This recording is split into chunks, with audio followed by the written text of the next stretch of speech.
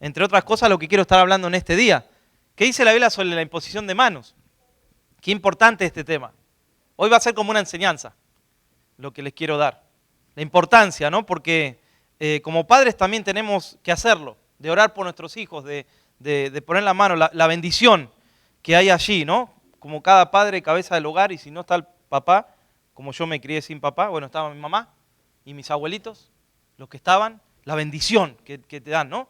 La bendición, decir los bendigo y cada día poder enviar cada uno a hacer su tarea. Pero esto es algo importante, ¿eh? El niño tampoco se va a olvidar de eso, cuando sea grande. Que tú lo has bendecido, has orado por ellos. Y nosotros tenemos las herramientas, hermanos, en este tiempo para aprender de la palabra. Nuestros padres o nuestros abuelos quizás no tuvieron la posibilidad de estudiar la palabra del Señor como nosotros. No tenían quizás esa luz espiritual o no tenían ese conocimiento o solamente pues les enseñaron a cumplir. Amén. ¿Qué dice la Biblia sobre la imposición de manos? Pues este es un tema muy importante dentro de la iglesia. Yo diría es el fundamento de la iglesia. Pablo dice, son los rudimentos. Los rudimentos. Allí en Hebreos capítulo 6, versículo 1 al 2, dice que le está animando a dejar esos rudimentos. O sea, porque él no podía estar siempre enseñando lo básico, ¿no?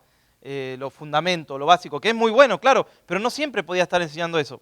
Por eso dice, dejando los rudimentos de la doctrina de Cristo, vamos adelante a la perfección. No vamos a echar otra vez el fundamento de arrepentimientos, de la fe o de la doctrina de bautismo, y ahí dice de la imposición de manos y de la resurrección de los muertos o del juicio eterno. Sino que tenemos que continuar, dice, tenemos que avanzar. Pero fíjense, ahí ya nombra la imposición de manos como una parte de los rudimentos de la doctrina de la iglesia. Entonces, si esto no lo sabemos, los fundamentos, los rudimentos, no podemos ir a la perfección. No podemos avanzar, no podemos madurar en el Señor. Entonces, esta enseñanza era una base que se enseñaba, una doctrina que se enseñaba en la iglesia cuando se formó allí en el libro de los Hechos, la iglesia.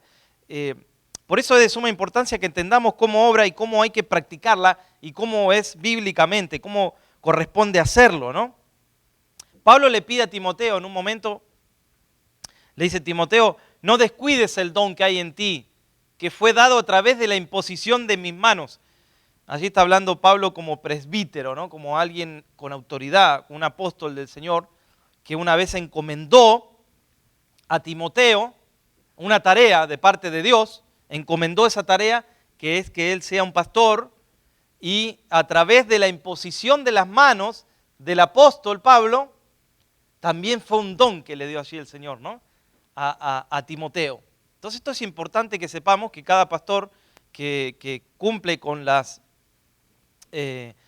cumple con la obediencia de la iglesia es porque alguien oró por ese pastor y lo envió, llámese un presbítero o el presbiterio, lo envían, ¿no? No es autodenominado. O sea, hay muchos pastores que se autodenominan y no sabemos de dónde vienen ni de dónde van, ni quién, de dónde salieron. Se autodenominan y dicen, no, ahora yo voy a abrir una iglesia y vemos que después no prospera, no se enseña lo que es. ¿Por qué no hubo alguien que le oró o lo encomendó? El cuerpo de Cristo lo tiene que encomendar. Tiene que haber una bendición, ¿no? Allí. No es algo que uno va a abrir una taquería. No es una taquería, es una iglesia. El cuerpo de Cristo no es un negocio. La iglesia no es un negocio, no. Aunque por ahí tú veas algo, no mire eso, porque eso es algo falso. La iglesia es el cuerpo vivo de Cristo, que está esperando que Cristo venga a buscarla. Amén. Y nos estamos guardando para eso. Por eso estamos predicando la palabra de Dios, la verdad de Dios. Entonces lo tuvo que animar ahí a Timoteo. ¿No? Decirle, mire, no descuides el don que está en ti, Timoteo. Ahí en 1 Timoteo capítulo 4, versículos 14. Que te fue dado mediante la imposición de mis manos. Pero luego le dice también Pablo a Timoteo, no impongáis las manos con ligereza. ¿No? Le dice ahí en 1 Timoteo 5:22, no lo hagas a la ligera, no hagas así algo rápido. Bueno, ahí entendemos que le está diciendo Pablo, no levantes tampoco a alguien por levantar. Vieron que hoy en día mucha gente dice, bueno, esta persona tiene ganas de hacer algo, vamos a ponerlo en un puesto. Pues no es acerca de que tenga ganas solamente. Por supuesto que hay que tener ganas de servir a Dios. Y eso lo pone el Señor en el corazón.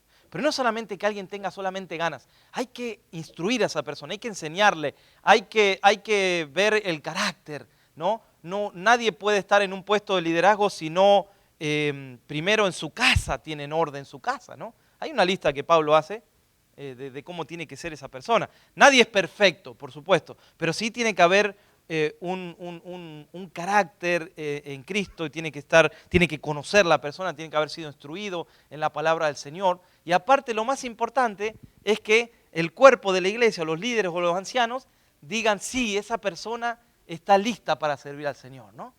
Porque ahí es donde hay bendición. Los mismos líderes de la iglesia, ahí ellos sienten donde hay bendición, ¿no? Entonces no faltó que una vez vino alguien aquí y dijo, bueno, a mí no me dan un puesto, entonces me voy a ir allá que me van a dar un puesto.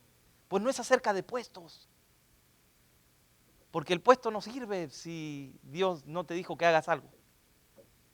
Entonces yo enseguida me di cuenta que la persona no quería esperar el tiempo de Dios. Estaba atrás de un puesto, de una posición. Y esas cosas no terminan bien. Y no terminan bien nunca. ¿Por qué? Siempre tiene que haber bendición. ¿Vas a hacer algo de parte de Dios? Háblalo con tus pastores, háblalo con tus líderes. Y vas a ver que ahí hay bendición porque uno está compartiendo la carga. Y si es de Dios, se van a abrir todas las puertas. Todas se abren. Ningún hombre puede detener el llamado de Dios sobre otro hombre. Aunque lo quiera detener, no puede. Porque si Dios te levanta, Dios te va a fortalecer y te va a ungir y te va a enviar, hermano. Si no, no estuviera la iglesia hoy presente en ninguna parte del mundo. Ahora le dice también a Timoteo, no lo hagas con ligereza, no impongas las manos. Cuidado, Timoteo, con hacerlo a la ligera. Y esta palabra que se traduce como mano en el Antiguo Testamento, yo he encontrado 1600, no es que leí las 1600, he encontrado que hay 1600 referencias que hablan sobre la mano en el Antiguo Testamento, en el Nuevo Testamento, la importancia, ¿no?, de la mano derecha. Fíjense cómo el Señor habla que puso a su hijo, siéntate a mi diestra, dice, ¿no? Hasta que ponga a tus enemigos por estrado de tus pies. Ahí a la diestra, a la mano derecha. Fíjense qué importante lo de la mano.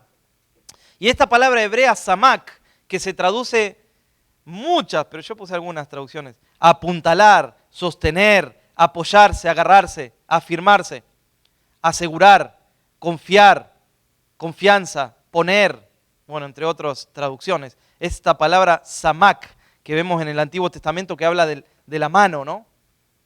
Y yad, que significa una mano que está abierta, hermanos. No solamente una mano, porque una mano puede estar cerrada, como la tengo en este momento, pero una mano abierta significa que está para bendecir.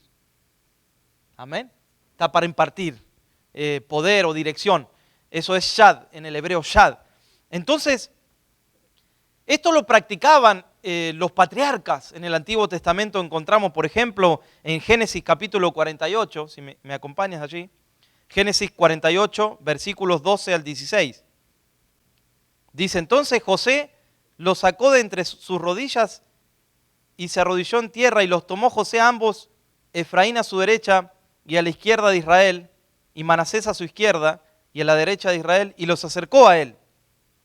Entonces Israel, o Jacob, extendió su mano derecha y la puso sobre la cabeza de Efraín, que era el menor, y su mano izquierda sobre la cabeza de Manasés, colocando así sus manos adrede, aunque Manasés era el primogénito. Y bendijo a José diciendo, el Dios en cuya presencia anduvieron mis padres, Abraham e Isaac, el Dios que me mantiene desde que yo soy hasta este día, el ángel que me liberta de todo mal, bendiga a estos jóvenes y sea perpetuado en ellos mi nombre y el de mis padres Abraham e Isaac, y multiplíquense en gran manera sobre la tierra. Esta era una práctica común y el propósito era bendecir las generaciones, ¿no? Fíjense cómo el padre, el abuelo, bendice. Y esto es algo que nosotros tenemos que hacer, practicarlo en casa, si no lo hacen. Darle una bendición, mismo antes de ir a la escuela, por ejemplo. ¿Cuántos padres a veces, o yo me encuentro que me cuentan, pastor, con todo lo que está pasando en las escuelas y cuántas cosas que uno escucha y noticias? Bueno, ahí está el miedo a veces, ¿no? Claro, todos tenemos ese no ese miedo, pero eso de decir, yo estoy trabajando, mi hijo está en la escuela y no estoy ahí, no tengo el control de cuidarlo, pero uno lo encomienda al Señor, que los cuide el Señor, ¿no? Pero ¿qué puedo hacer? Bendecirlos. Antes de salir ahí, póngale la mano y abrácelo y bendígalo. Y diga, Señor, lo bendigo en este día. Guárdalo, Señor, donde yo no puedo estar, tú estás, Señor, allí. La bendición antes de dormir o como ustedes crean conveniente, pero hay que bendecirlos. Mira, no sabemos lo que Dios va a hacer cuando sean grandes, pero uno los bendice, ellos no se olvidan de esa bendición. Muchos de nosotros conocimos al Señor de grandes. Y yo conocí al Señor no de pequeñito, de bastante, ya era más que joven.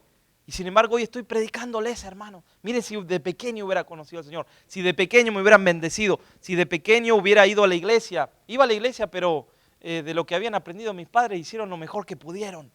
Pero si hubiera ido a la iglesia cristiana, me hubiera formado en el Señor. Ahora Dios puede hacer un milagro, como lo hizo conmigo. Puede hacer un milagro en tu vida, como lo hacen muchas personas que conocen al Señor a los 40, o a los 50, o a los 60, o a los 90.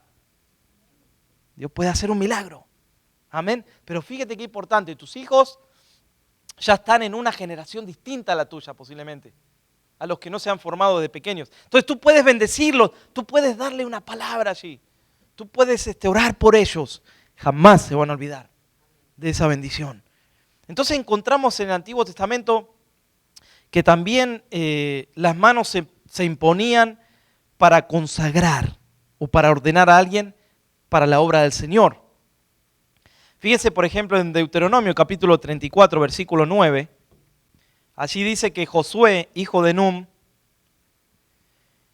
fue lleno del espíritu de sabiduría, ¿no? Porque Moisés, dice, había puesto sus manos sobre él.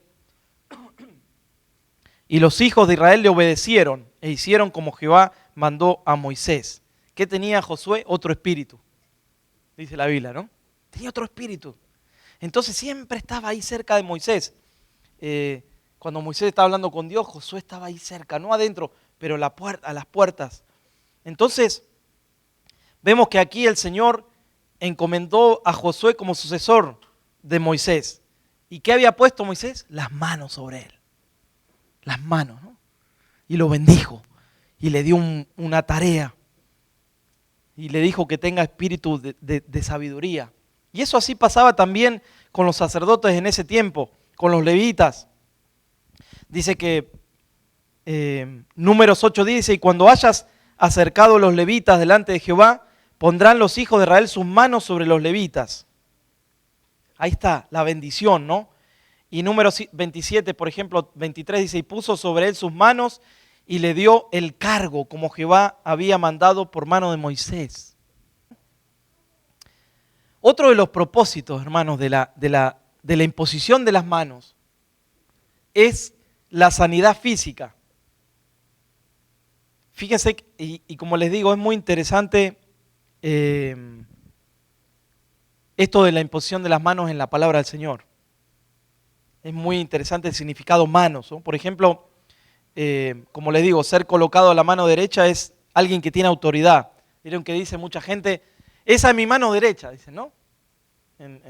Con eso está diciendo, es alguien que también tiene autoridad, que está ahí para ayudar. Y manos está relacionada con la palabra poder.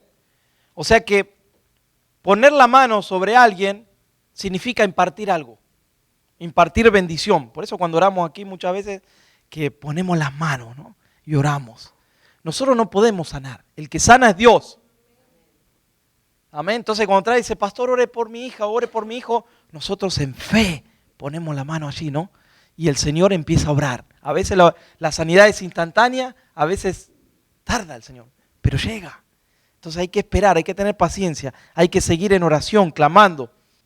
¿Se acuerdan cuando oramos aquí por los líderes? Oramos, le impartimos, le pusimos las manos para que puedan predicar, para que puedan enseñar, para que tengan autoridad también. Entonces Jesús muchas veces no ponía la mano, pero muchas veces vemos en la Biblia que Él ponía las manos sobre alguien. Tremendo. Hay muchos pasajes. Por ejemplo, en Mateo capítulo 8, versículos 1 al 4, dice, cuando descendió Jesús del monte, le seguía mucha gente. Y aquí vino un leproso y se postró ante él diciendo, Señor, si quieres puedes limpiarme. Jesús extendió ¿qué? La mano y le tocó diciendo, quiero, sé limpio. Y al instante su lepra desapareció. Entonces Jesús le dijo, mira, no le digas a nadie, sino ve, muéstrate al sacerdote y presenta la ofrenda que ordenó Moisés para testimonio de ellos. ¡Qué tremendo! Nadie podía tocar a los leprosos. La lepra era algo que era terrible, tenían que sacarlo fuera del campamento. Allí estaban los leprosos, fuera de la ciudad. Ahora tenemos un leproso que quiere ser limpio de su lepra. Entonces imagínate, Jesús está tocando a alguien que no debía tocar. Bajo la ley no se podía. Sin embargo, había una ley superior que es la ley del amor, ¿no?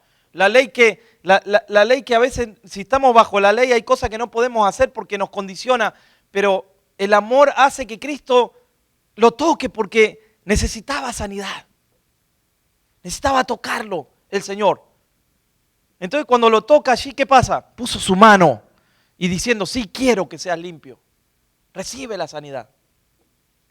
Y me interesa mucho cuando leo estos pasajes que dice, no le digan a nadie, ¿no? No le digan a nadie, decía Jesús. Él no quería. ¿Y qué hizo la persona? Iba y le contaba a todo el mundo, Jesús me sanó. Y claro, tenía lepra y se le fue la lepra. Y Jesús decía, no le digan a nadie. Hoy estamos en los tiempos al revés, donde muchos, en vez de decirle a alguien no digas, dice, diga esto. Entonces mucha gente dice, ¿cuántas cosas? Venga a mi iglesia porque ahí Dios sana, pero en otras iglesias no sana Dios. Entonces mucha gente que va y dice, no, me dijeron que ahí Dios sana. O sea, Dios sana en todo lado donde está su nombre, hermanos. Dios sana donde está el cuerpo de Cristo. Nada más que a veces hay que esperar el tiempo de Dios. Dios obra en todos lados. Aún en tu casa está Dios. Aún cuando caminas, Dios está en todos lados. Claro, se manifiesta en su casa, ¿no? Donde hay armonía, donde hay alabanza, donde está el cuerpo ahí del Señor. Ahí es donde el Señor también se manifiesta más todavía. Y dice, ahí están mis hijos adorándome en armonía. Y están mis hijos ahí adorando mi nombre. Pero hermanos, el Señor obra en todos lados donde hay fe. En todos lados donde hay fe. Pero Él decía, no digan a nadie, no digan nada. Y la gente contaba. A través del toque de sus manos recibían sanidad. Dice que estaba una vez allí en Mateo capítulo 20, versículos 33 al 34. Dice, y ellos dijeron, Señor, que sean abiertos nuestros ojos. Entonces Jesús se compadeció y tocó los ojos. Y enseguida recibieron la vista. ¿Qué hizo? Con sus manos tocó los ojos de los ciegos y tuvo compasión. ¿Se acuerdan que hablamos, no? Que Dios se mueve a través del amor y de la compasión, ¿no?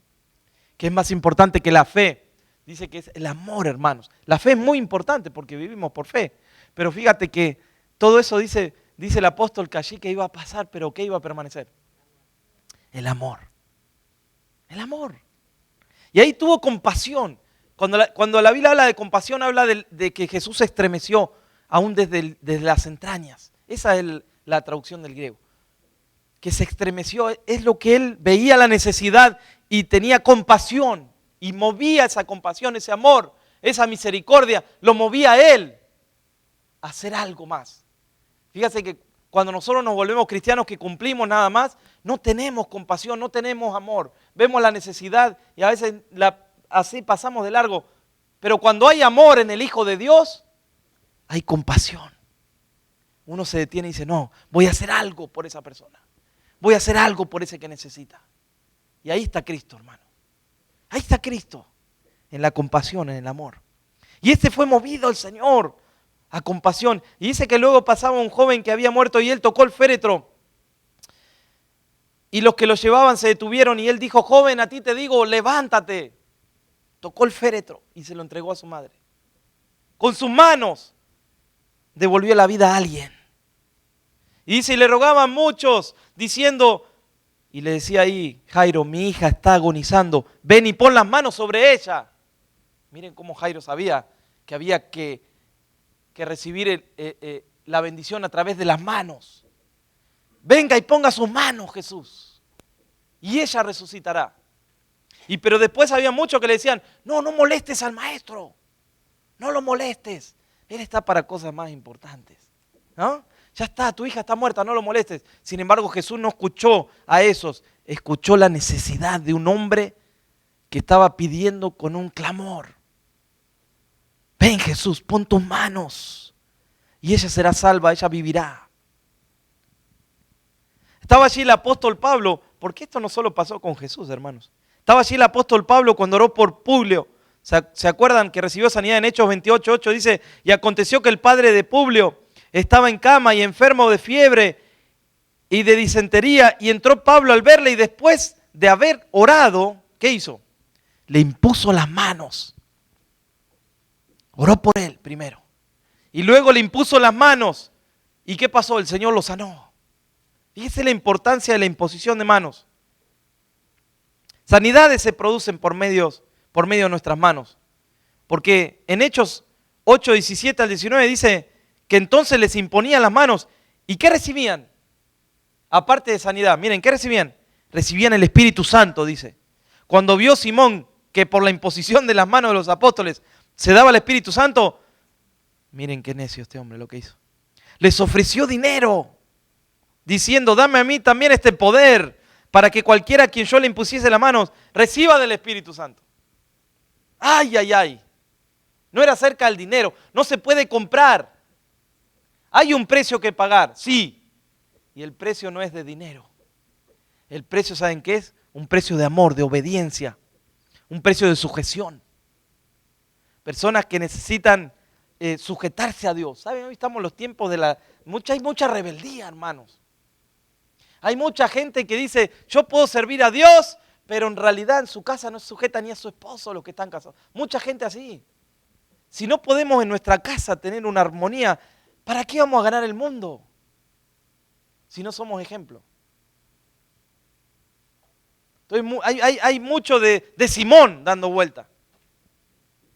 Simón tenía dinero, pero con ese dinero no podía comprar nada. Por eso Pablo le dice, en hiel de amargura estás en prisión. Él quería orar y que reciban el Espíritu Santo, pero eso no era algo que se podía comprar. Eso es algo que elige Dios. Dios es el que llama. Por eso nosotros tenemos que orar para que Dios envíe obreros a la mies. Porque la mies es mucha y los obreros siguen siendo pocos. Y eso se escribió hace más de 2000 años. Sobre los enfermos dice, ahí el Señor nos dijo esto, ¿no? Sobre los enfermos pondrán sus manos y ¿qué dice? Y sanarán.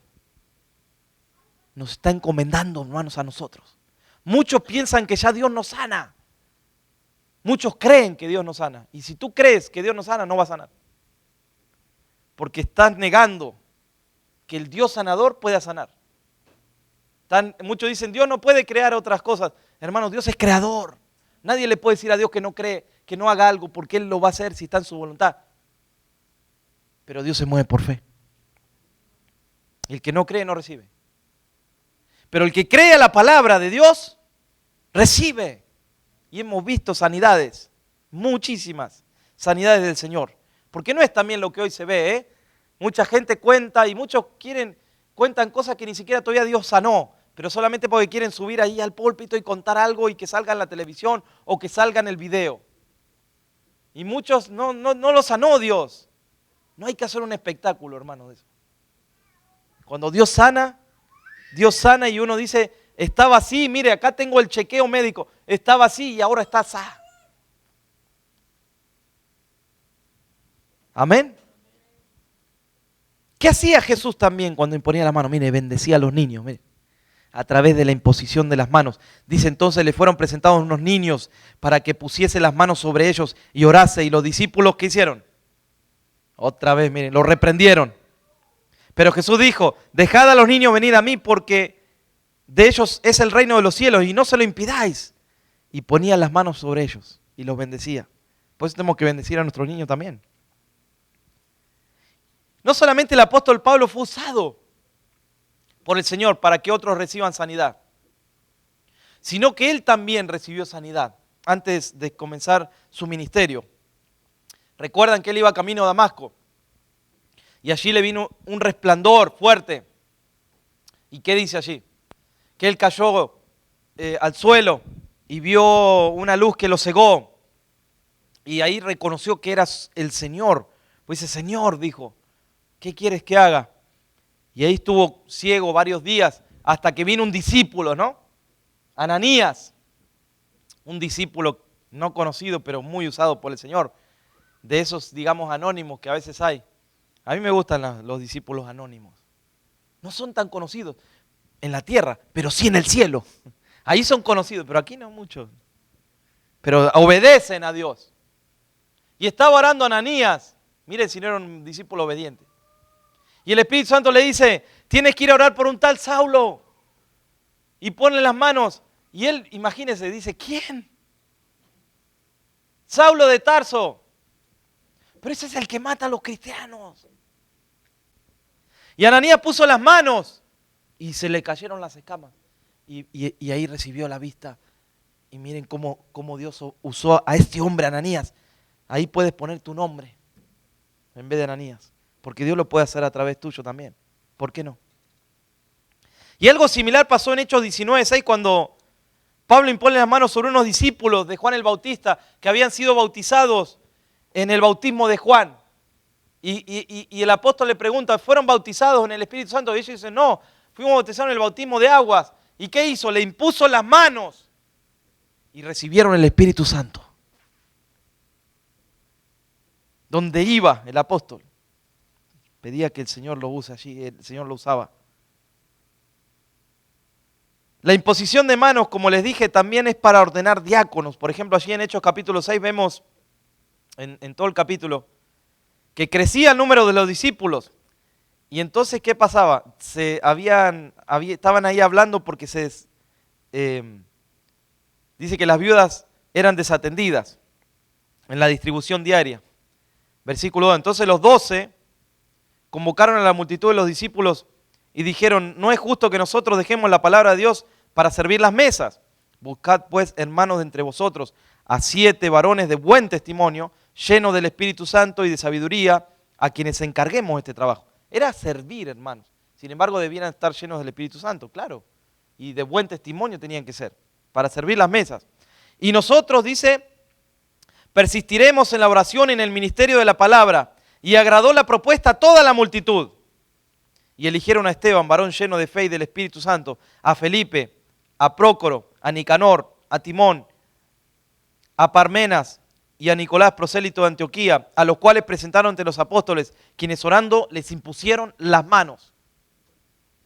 Y después vemos que Esteban fue el primer mártir. Como Dios usaba a ese hombre, lleno del Espíritu Santo, ¿no?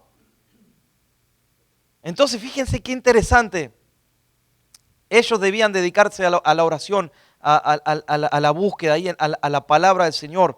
Y no podían estar los apóstoles haciendo, podían hacer el trabajo, pero también hay que delegar, hermanos. Hay que delegar, porque Dios quiere usar a otros. Y yo le pido siempre al Señor que los que Dios levante de aquí, los use más que a nosotros y puedan alcanzar más que lo que hemos alcanzado nosotros con mi esposa. Realmente es esa mi oración. No es porque queda bien, no. Yo le dije a Jesús, tú vas a enseñar y Dios te va a usar más. Esa es mi oración. Vas a alcanzar más cosas. Vas a enseñar mejor. Yo lo creo que es así. Y lo proclamo así. Porque sé que Dios puede hacer mejores cosas con sus hijos. Amén. Entonces, y había en la iglesia de Antioquía profetas, maestros, Bernabé, Simón de Níger, Lucio de Cirene, dice Manaén, el que se había criado junto a Herodes el tetrarca, y Saulo. Y dice que estaban ministrando al Señor y estaban ayunando. Y ahí habló el Espíritu Santo y dijo, apartadme a Bernabé y a Saulo para la obra que los he llamado. Entonces, habiendo ayunado y orado, les impusieron las manos y lo enviaron a los misioneros. Amén. Pero fíjense qué importante también el versículo que leímos anteriormente. Dice que los que levantaron ahí en Hechos capítulo 6, dice que agradó la propuesta. Y eso no es un dato menor. Pero cuando Dios levanta a alguien tiene que haber agrado. Los líderes mismos tienen que estar unánimes diciendo, sí, él es la persona que tiene que enseñar, o él es la persona que tiene que ir ahí, o él tiene que ser el misionero. Por eso, hermanos, aquí hay un orden en esta casa. No vamos a levantar a alguien por levantar, vamos a orar, los líderes van a orar y van a decir, sentimos que sí. Como muchas veces me pasó de que yo sentía que no, y cuando les pregunté a algunos de los que están acompañándonos, me dijeron lo mismo. Esto significa que Dios no está ahí en el asunto. Y si Dios no está en el asunto, no lo vamos a hacer. Porque la bendición siempre viene de arriba, como la barba de Aarón, viene de la cabeza y de la barba de Aarón. La bendición siempre viene de arriba. Dios obra de esa manera, hermano. Amén. Entonces, ¿cómo se debe practicar la imposición de las manos? Miren, nosotros somos agentes de bendición. Entonces, cuando alguien ora por alguien, está bendiciendo, ¿no? Cuando imponemos las manos, estamos bendiciendo. Ya sea que imponemos las manos a alguien que trabaja en el ministerio, o estamos dando autoridad, estamos dando responsabilidad. Porque cuando oramos por alguien, estamos dando autoridad, le estamos dando responsabilidad. Cuando ungimos a alguien para el ministerio, ¿no? Le estamos dando un lugar. Entonces, el imponer las manos es una práctica que debe hacerse con cuidado, con responsabilidad, con santidad. No todos pueden hacerlo. No es que alguien viene aquí ahora y puede ponerse a orar aquí adelante imponiendo las manos. O sea, se hace con orden, se hace conociendo a la persona, se le da autoridad desde los pastores, las cosas de Dios se deben hacer con santidad, hermanos, con cuidado, con responsabilidad, ¿no? Porque de qué sirve alguien que esté orando y después se la encuentra en la calle haciendo cosas que no corresponden. Decir, miren, eso trae vergüenza a la iglesia del Señor, ¿no? Entonces, sí estamos abiertos a las cosas de Dios, claro que sí, pero con respeto, ¿no? Con autoridad, con delegación. Entonces, no se hace algo a la ligera, no es algo que alguien que tiene que orar por alguien se tiene que poner a cuentas con el Señor, porque no es algo que uno hace a la ligera de imponer las manos. Uno tiene que estar a cuentas con el Señor. Todos somos pecadores, ¿sí?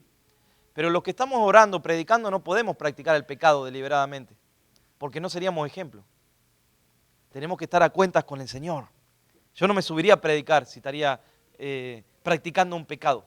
Necesitaría primero arreglarme con el Señor, ser un ejemplo a los que están predicando. Ahora, ¿soy pecador? Claro, todos somos pecadores.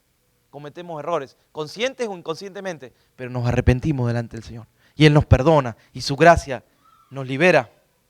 Entonces tiene que vivir una vida que agrade al Señor, ¿no? Ahí tenés de repente un hermano que viene una vez por mes o viene cada 2 meses y luego viene y dice, ahora quiero servir a Dios. Pero primero sirva a Dios viniendo. Sea un ejemplo para los demás. Nadie puede servir a Dios si no viene nunca. No estaría en orden. ¿Qué ejemplo le daríamos a la persona? Estamos sirviendo al Señor y venimos cuando queremos a la casa de Dios. No. Pero a veces en el afán de necesitar a alguien, muchas veces cometemos ese error. Si no vamos a darle lugar a alguien, pero no... y es que Él quiere ayudar, sí quiere ayudar, pero necesitamos conocerle. No se ofenda, hermano, pero necesitamos conocerle. Los que van viniendo, necesitamos conocerle primero, cómo vive en su casa, cómo es. Necesitamos ver el corazón. Dios dice que resiste a los soberbios. Así que si tenemos esa actitud de soberbia, Dios no nos va a usar. Pero da gracia a los humildes. Entonces, ¿saben qué?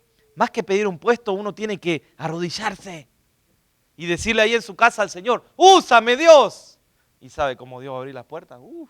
Las abre de par en par, ¿eh? Porque la persona que tiene ese corazón es usada por Dios. No me pregunte cómo, pero Dios abre las puertas, pone gracia en los líderes, pone gracia en los pastores. Amén. Entonces, qué importante que el que esté imponiendo manos haya recibido también la bendición, como les digo, de un presbiterio, de una organización que ha orado por ellos. Eso es muy importante. Ahí viene la bendición de arriba. Se ha sometido. Mantenerse en humildad. Porque muchas veces muchas personas quieren orar por alguien, pero eso habla de superioridad. Y muchas veces lo hacen para cubrir ciertos errores que tiene la persona. Hay personas que necesitan mostrarse, ¿no? Y decir, yo estoy en autoridad, yo te voy a orar a ti. Pero en realidad es para tapar algo interno. No sirve. Es para bendecir al otro. No es para mí. Lo que yo puedo orar por alguien no es para mí, para que yo me sienta mejor. Es para que tú te sientas mejor. Es para que nuestros hijos sean bendecidos. Yo siempre busqué estar atrás de las cámaras y Dios me sacaba, me ponía adelante. Nunca busqué estar adelante. Mi esposa, Vanessa, ella sabe. Nunca busqué estar al frente. Siempre a mí me gustaba estar atrás de las cámaras, no adelante de las cámaras, por así decirlo. Y Dios me sacaba de ahí y me empezaba a poner pasamos por tantos ministerios, yo no entendía por qué tantos. Ahora sí lo entiendo, porque debíamos aprender. Dios, estábamos en un tiempo de escuela, de aprendizaje. Entonces en este día yo quiero poner en práctica esto, como siempre lo hacemos. Pero quiero que podamos ponerlo en práctica, ¿no? En este día. Yo mientras oraba y armaba el sermón, decía, Señor, háblame, Señor, guíame. Guíame a lo que tenemos que hacer el domingo. Y el Señor me ponía en el corazón muchas cosas. Hoy es un día para que nosotros podamos orar por ustedes y poner las manos de bendición allí del Señor. Pero me gustaría hacer en este día un llamado a quizás aquellas personas que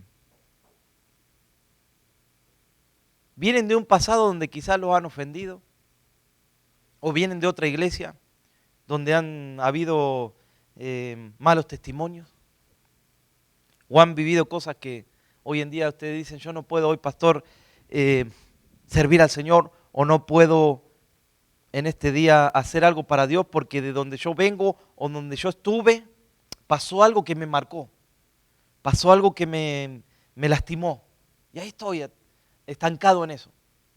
Entonces yo creo, y cuando hablé con Choy esta semana, que él me compartió, yo este sermón lo armé porque él me compartió algo, fue de Dios que me compartió algo él. Y yo le decía al hermano que podemos orar, ¿no? También por aquellos que han sido lastimados y revertir esa maldición en bendición, hermanos. De decir, no, yo me siento, pastor, que estoy estancado en un área, estoy estancado en algo, o me lastimó una persona, o en un momento de mi vida quedé atrapado en algo y no puedo salir. Fíjate que ahí hay bendición cuando tú oras por alguien. Ahí uno revierte esa maldición, hermano. Revierte ese dolor. Y uno puede orar y decir ahora, de ahora en adelante, orar, interceder para que eso cambie. Porque Dios quiere que vivamos libres, amén. Dios quiere que haya bendición en nuestra vida, en nuestra casa. El pasado que quede atrás, recibir una nueva bendición de parte del Señor. La Biblia dice allí en Santiago, capítulo 5, versículos 13 al 19, dice, ¿está alguno entre vosotros afligido? Miren, ¿está afligido? Haga oración. ¿Está alguno alegre? Cante alabanzas. ¿Está alguno enfermo entre vosotros? Llame a los ancianos de la iglesia y oren por él, ungiéndolo con aceite en el nombre del Señor. Y la oración de fe salvará al enfermo y el Señor lo levantará. Y si hubiere cometido pecados, le serán perdonados. Por eso confesaos vuestras ofensas unos a otros y orad unos por otros para que seáis sanados. La oración eficaz del justo puede mucho. Recuerda que Elías fue un hombre sujeto a pasiones semejantes a las nuestras, pero oró fervientemente para que no lloviese, y no llovió sobre la tierra por 3 años y 6 meses. Y otra vez oró, y el cielo dio lluvia, y la tierra produjo su fruto. Hermanos, si alguno de entre vosotros se ha extraviado de la verdad, y alguno le hace volver, sepa que el que le haga volver al pecador del error de su camino, salvará de muerte un alma, y cubrirá multitud de pecados.